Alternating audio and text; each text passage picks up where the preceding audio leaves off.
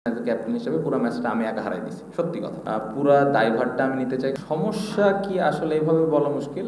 আপনি যদি ব্যাটিং দেখেন আমাদের, আমরা খুবই সফট ডিসমিসাল সবগুলাই। খুব আমার মনে হয় না যে খুব বেশি ভালো বলে আমরা উইকেট দিয়ে এসেছি। সো আমার মনে হয় এখানে স্কিলের থেকে মেন্টাল অনেক ব্যাপার থাকতে পারে, যার যার পার্সোনাল আউট নিয়ে তারা বলতে পারে। বাট আমার মনে হয় যে এই জায়গায় আরেকটু রেসপন্সিবিলিটিস থাকা উচিত ব্যাটসম্যানদের, স্পেশালি যারা আমরা সেট হয়ে আউট হয়েছি। বেতন বাড়াতে মনে হয় আপনারা খুশি না, বা আমাদের ম্যাচ ফিজ না, আমার মনে হয় যে অনেকদিন পরে আমাদের ম্যাচ ফিজ বেড়েছে। বোর্ড হেল্প করছেন আমাদের, এটা অবশ্যই এটা অ্যাপ্রিসিয়েট করার মতো বিষয়। আর কি হলে আসলে আমরা ভালো করব জিনিসটা এরকম না। জিনিসটা আমার কাছে মনে হয় যে ভালো ক্রিকেট খেলাটা খুব ইম্পর্টেন্ট। ভালো ক্রিকেট চেষ্টা থাকাটা, দায়িত্ব নিয়ে খেলাটা খুব ইম্পর্টেন্ট।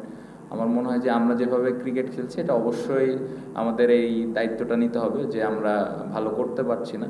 এখন কিভাবে ভালো করতে হবে এটা সবাই মিলে আলাপ করে বসে ওই ধরনের প্রিপারেশন প্র্যাকটিস নিয়ে আসলে করতে হবে। আমি যেটা বললাম যে আসলে সারাদিন কিন্তু মাঠে সবাই কষ্ট করছে, মেহনত করছে, বাট আপনি যদি মাঠে এক্সিকিউশনের দিক দিয়ে দেখেন এই জায়গাটাতে অনেক ঘাটতি আছে। সো এই জায়গাটাতে খুব স্পেসিফিকভাবে যার যার যে রোলটা আছে ওইভাবে তাকে ওই দায়িত্বটা নিয়ে খেলতে হবে।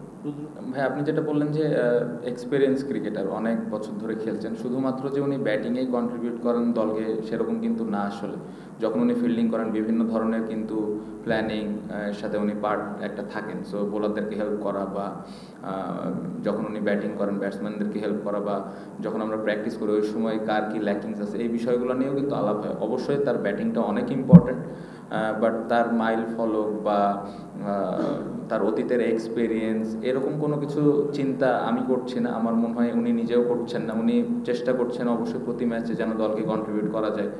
সো আমি আশা করব যে সামনে যে সুযোগ আছে, আর একটা ম্যাচ আছে, ইনশাল্লাহ উনি ঘুরে দাঁড়াবেন। এবং কন্ট্রিবিউশনের দিক দিয়ে আমি স্টিল আশা ছাড়ছি না, কারণ এরকম অনেক সময় আছে গেছে ওনার, আবার ওখান থেকে ফেরতও আসছেন। সো আমার মনে হয় যে উনি ভালোভাবে ফেরত আসতে পারবেন।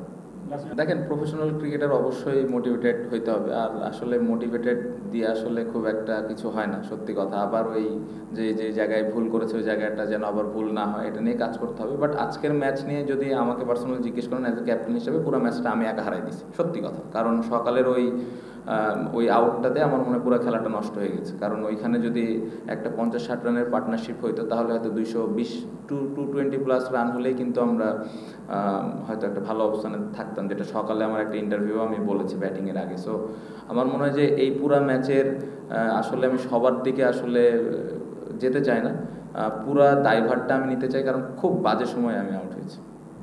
না, অবশ্যই ভালো বল করেছে, এটা অবশ্যই মানতে হবে। ওর হাইটের একটা অ্যাডভান্টেজ তো থাকেই।